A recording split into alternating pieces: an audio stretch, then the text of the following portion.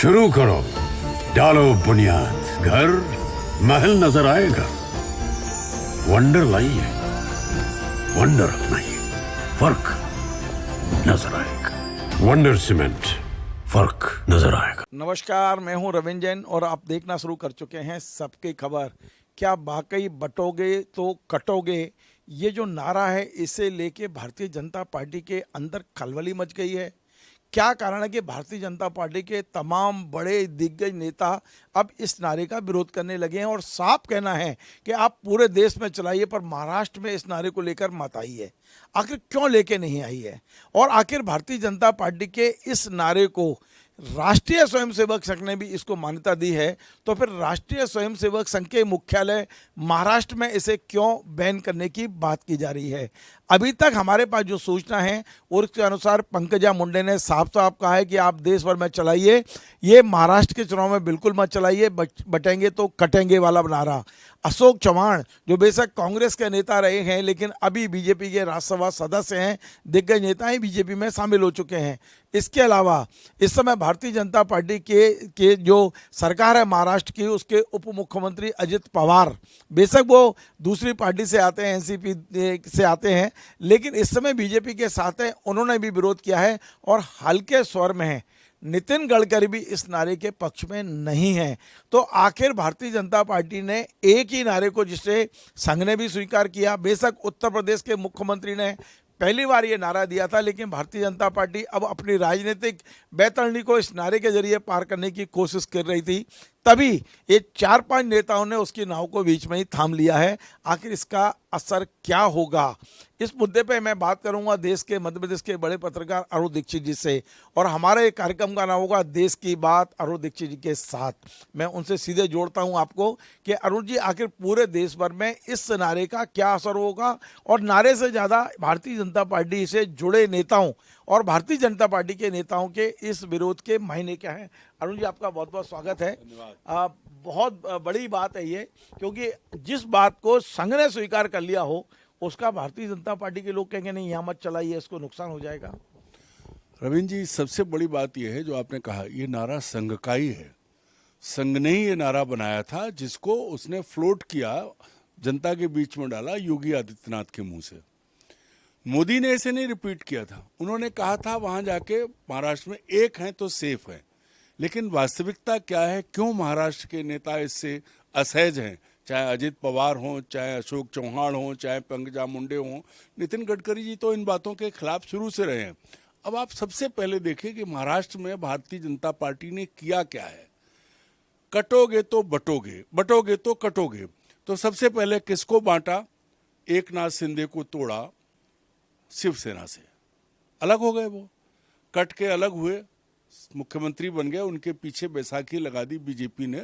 वो फडणवीस जो मुख्यमंत्री बनना चाहते थे, मुख्यमंत्री रह चुके हैं, वो उनके डिप्टी बन गए।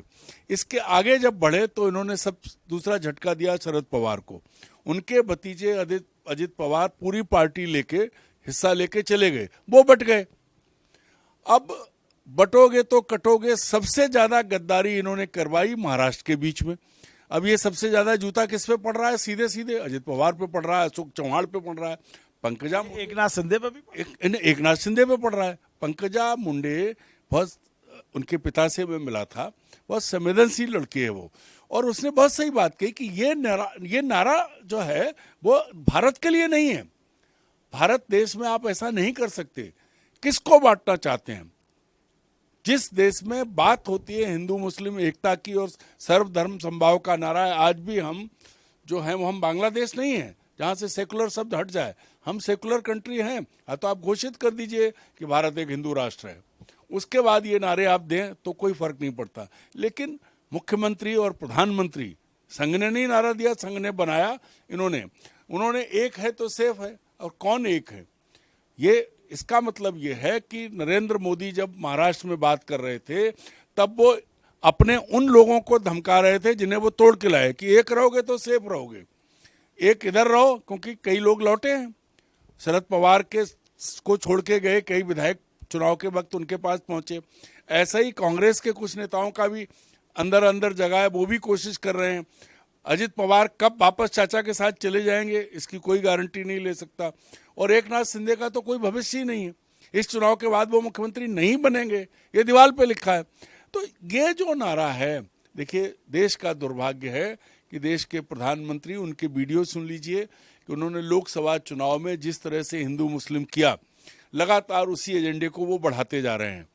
और दुर्भाग्य ये है कि वो एक तरफ कहते हैं कि मैं हिंदू मुस्लिम नहीं करता, फिर उनके वीडियो आते हैं। सर एक बहुत महत्वपूर्ण बात यह है कि एक ऐसा नारा जो प्रधानमंत्री ने नहीं दिया और उसको संघ ने स्वीकार कर लिया, तो कहीं ऐसा तो नहीं है इसके पीछे प्रधानमंत्री जी का भी हाथ हो, क्योंकि वो नहीं चाहते कि योगी को इतना हाईलाइट किया जाए कि उनके मुद्दे पर पूरी संघ खड़ा हो जाए, बीजेपी खड़ी हो जाए।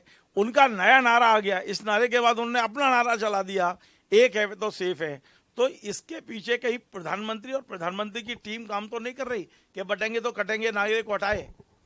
रविंद्र जी, बटेंगे तो कटेंगे बीजेपी के भीतर लागू होता है, क्योंकि संघ का नारा योगी के मुंह से निकला। मोदी जी थोड़े पॉलिश्ड हुए तो उन्होंने एक हैं तो सेफ हैं। अब वो नारा बटोगे कटोगे तो ठीक है, एक और सेफ ये तुक भी नहीं मिलता, पर प्रधानमंत्री के मुंह से निकला है, एक है तो सेफ है। तो अगर इसको भी मान लें तो कांग्रेसियों को एक रहना चाहिए, शिवसेना के लोगों को एक रहना चाहिए, और जो पूरे देश भर से उन्होंने अलग अलग दलों के गद्दार, ये हम नहीं कहते, वो दल के लोग कहते हैं, उन गद्दारों को इकट्ठा किया है, तो उन दलों को, उनको मैसेज दे रहे हैं कि भैया तुमने गद्दारी कर ली, अब लौट जाओ, या आ गए हो तो यहीं रहना, नहीं तो मारे जाओगे। भाई बटोगे हो कटोगे तो वो तो बहुत साफ है कि भाई योगी जी भगवा कपड़े पहनते हैं, लेकिन भगवान ना करे कि कोई भगवा पहनने वाला इस तरह की भाषा का इस्तेमाल करे, क्योंकि सच में सन्यासी भगवान का प्रतिनिधि होता है इस देश में, ऐसा माना जाता है। हम सब दंडवत करते हैं, आप भी। आप तो सबसे कठिन पंथ वाले सन्यासियों को, जो सब कुछ छोड़ देते हैं, उनको बहुत करीब से जानते हैं। क्या कभी किसी सन्यासी के मुंह से इस तरह की चीजें निकलती हैं? लेकिन नहीं, वो ये कर रहे हैं। तो उनके मुंह से निकले नारे को भी अगर मोदी जी बढ़ा देते तो भी बच जाते। अब वो एक हैं और सेफ हैं। कोई भी समझदार नेता, कोई भी संवेदनशील नेता जो भारत में है, किसी भी दल में हो, वो इस तरह के नारे नहीं दे सकता। एक तरफ संघ कहता है कि पूरा भारत एक है, हिंदू एक हैं, सब भारत में रहने वाले हिंदू हैं। दूसरी तरफ वो आज तक मणिपुर पे नहीं बोला, रोज मर रहे हैं, कल भी मरे हैं। ये प्रधानमंत्री के मुंह में तो शायद मणिपुर के नाम पर जवान बंद हो जाती है, दही जम जाता है। जब इन पे बातें एक हैं तो सेफ हैं, जाके आप कश्मीर वहाँ कहिए ना, मणिपुर में बताइए लोगों को, मैती और कुकी लड़ रहे हैं, उन्हें समझाइए। कहाँ समझाना चाहते हैं? सिर्फ वोट के लिए, और वो भी उतनी देर के लिए। महाराष्ट्र में तो मैसेज सिर्फ इसलिए दिया गया कि जिन गद्दारों को इन्होंने खरीदा, तोड़ा, लाए, वो कहीं इधर उधर ना हो जाए। एक दूसरा जो मैसेज बाबा जी ने दिया है वो संघ का मैसेज है, पर वो मुसलमानों के लिए मैसेज है और बड़ा साफ है। सर क्या महाराष्ट्र में एक हो नहीं, बटेंगे तो कटेंगे का कुछ नुकसान हो रहा था, इसलिए प्रधानमंत्री ने एक है तो सेफ है नारा दिया, इसलिए प्रधानमंत्री जी के इशारे पे या बीजेपी के दूसरे नेताओं के इशारे पर तमाम लोग एकजुट होकर सार्वजनिक रूप से कह रहे हैं कि ये नारा यहाँ मत लाइए। आखिर इस चुनाव में इस नारे का महाराष्ट्र की राजनीति पर क्या भारतीय जनता पार्टी के खिलाफ कोई असर हो रहा है, जिसको लेकर अब ये लोग सब चिंतित हैं? बिल्कुल हो रहा है रविंद्र जी। मैंने महाराष्ट्र के बुद्धिजीवियों का इंटरव्यू पढ़ा है। सब कहते हैं कि ऐसा घटिया, ऐसा बेहुदा चुनाव जिस तरह का इस बार हो रहा है, उनके शब्द दूसरे हैं कि मतलब ऐसा कभी हुआ ही नहीं जैसा इस चुनाव में हो रहा है। सब मानते हैं, वो बुद्धिजीवी जो मायने रखते हैं महाराष्ट्र में, वो कहते हैं कि क्या होगा कुछ पता नहीं। केंद्रीय चुनाव आयोग बीजेपी का एक मेंबर बन के काम कर रहा है। वो तो सर हरियाणा चुनाव के बाद अब लोगों ने आकलन लगाना बंद कर दिया। वो लोग वो ये आकलन नहीं कर रहे, वो कह रहे हैं कि इतना घटिया चुनाव, ऐसा चुनाव, अभूतपूर्व चुनाव है ये, इतना खराब चुनाव, ऐसा मतलब बुरा, सीधे सीधे विभाजक, विरोधी बेल्ट चुनाव। आप एक जमाने में चुनाव आयोग छोटे से नारों पे लोगों की चुनाव वो करता था, आज चुनाव आयोग उनको इंडोर्स करता है। प्रधानमंत्री बोल रहे हों, भाजपा के नेता बोल रहे हों, पूरी बीजेपी जो कर रही हो, अब करोड़ों रुपया नहीं अरबों रुपया घूम रहा है। आप चुनाव आयोग सिर्फ उद्धव ठाकरे का विमान चेक कर रहा है, लेकिन और किसी नेता का नहीं किया। उन्होंने कह दिया हमने किया था। तो ये जो हो रहा है, ये चुनाव ऐसा है कि लोकसभा चुनाव में इनकी ऐसी तैसी हो गई, ये हार गए बुरी तरह से, ये मालूम है, इसीलिए वहां पूरी ताकत लगा रहे हैं, कुछ भी करके चुनाव आयोग, ईडी सबको लगा के जीतना चाहते हैं। इसलिए ये नारे को एक हैं तो सेफ है, कटोगे तो बटोगे। और संघ का मुंह बंद है, क्यों बंद है? क्या वो उसको कहना चाहिए था कि सर्व समाज है, पूरा समाज है? जब आपको बातें करनी है तब तो आप बड़ी बड़ी बातें करते हो।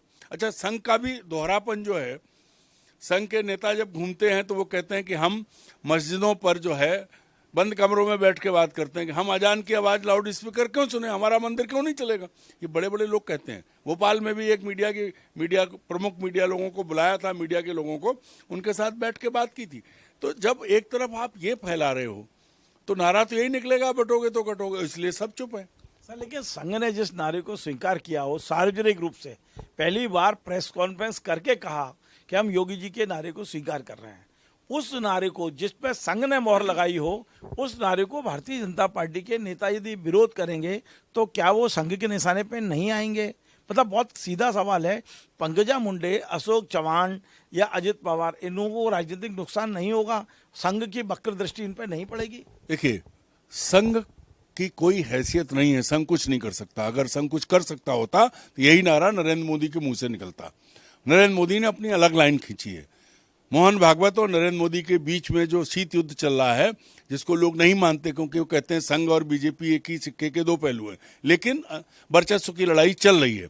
इसीलिए ये नारा योगी के मुंह से निकला था। नारा संघ का है, निकाला, जनता के बीच लाए योगी जी। मोदी जी उसके पैरेलल लाए, मोदी जी की लाइन अलग है। लेकिन जो लोग बोल रहे हैं, जो नेता बोल रहे हैं, अशोक चौहान, अजित पवार, ये कब, एक नाथ शिंदे ने अभी कुछ नहीं कहा है, लेकिन वहां भी वही भाव है। ये कब तक यहाँ रहेंगे ये कोई नहीं कह सकता। पंकजा को राजनीति करनी है, वो युवा है, उसे दूर तक जाना है, उसे पता है कि विभाजक रेखाएं खींच के, और महाराष्ट्र की जमीनी स्थिति बहुत खराब है, कोई किसान परेशान है, गरीब परेशान है, चारों तरफ इन्होंने अलग अलग ग्रुप बनाने की कोशिश कर रहे हैं। लेकिन बीजेपी वहां अभी तक अपने पांव सारी चीजों की, मतलब मैं फिर कह रहा हूं कि ईडी और चुनाव आयोग की मदद के बाद भी अगर प्रधानमंत्री एक हैं तो सेफ है का नारा दे रहे हैं और बीजेपी की तरफ से कांग्रेस पे अलग अलग आरोप वो लगा रहे हैं जो दिख रहा है कि बीजेपी खुद कर रही है। आप ये समझिए कि इस वक्त भले ही एक सिक्के के दो पहलू हैं, लेकिन मोहन भागवत की लाइन अलग है और नरेंद्र मोदी की लाइन अलग है। मोहन भागवत की लाइन पर चल रहे हैं योगी आदित्यनाथ, और मोदी जी अपनी लाइन अलग खींचने की कोशिश कर रहे हैं। उन्होंने लोकसभा चुनाव में की थी तो वो 240 पे अटके। हरियाणा में उन्होंने सारे सिस्टम का इस्तेमाल करके जीत लिया है। वो यही कोशिश कर रहे हैं और इसीलिए ये खींचतान है। जिन लोगों ने कहा है संघ उनसे नाराज नहीं है। सर, आखिरी सवाल मेरा ये है कि भारतीय जनता पार्टी के दो वो आ गए स्लोगन, बटोगे तो कटोगे, बेशक योगी जी का है लेकिन संघ ने स्वीकार किया है, बड़ी बात है, और मोदी जी का आ गया।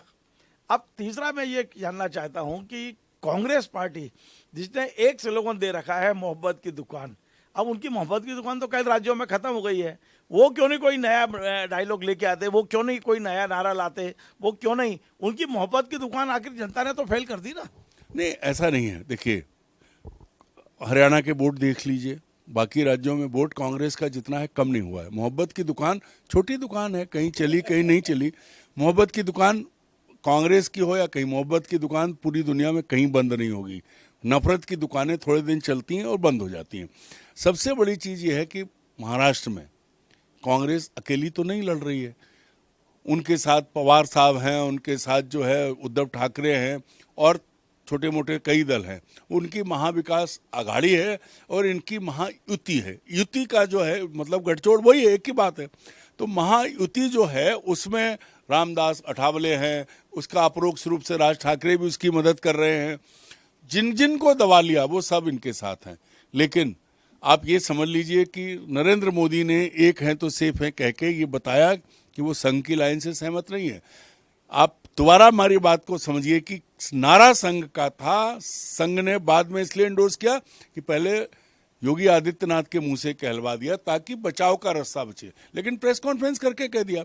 असल खेल जो है वो टोटल नागपुर, और दिल्ली की लड़ाई, इसको कहते हैं गुजराती और मराठी की लड़ाई। दो शब्द में पूछूं तो ये जो नारा है वो संघ का है और इससे नरेंद्र मोदी सहमत नहीं है। नरेंद्र मोदी अपनी लाइन अलग खींच रहे हैं। वो चाहते इस नारे से उनकी सहमति है या नहीं? नहीं, नरेंद्र मोदी ये नहीं चाहते कि वो बात कहें जो संघ कह रहा है, इसलिए उन्होंने एक हैं तो सेफ है, बात वही है।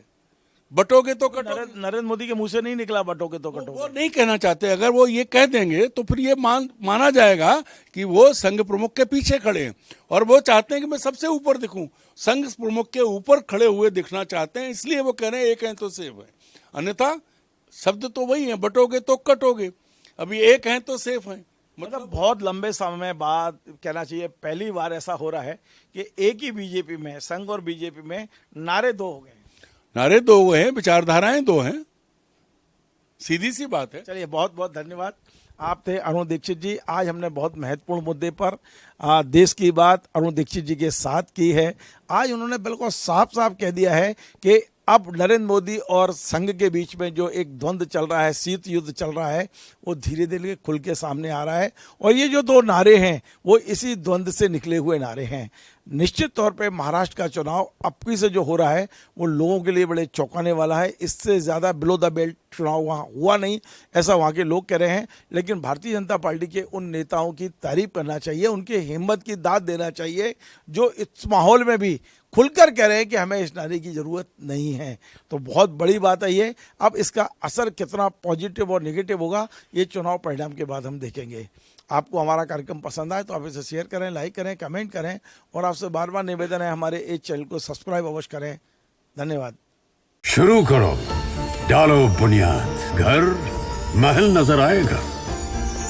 वंडर लाइए, वंडर अपनाइए, फर्क नजर आएगा। वंडर सीमेंट, फर्क नजर आएगा।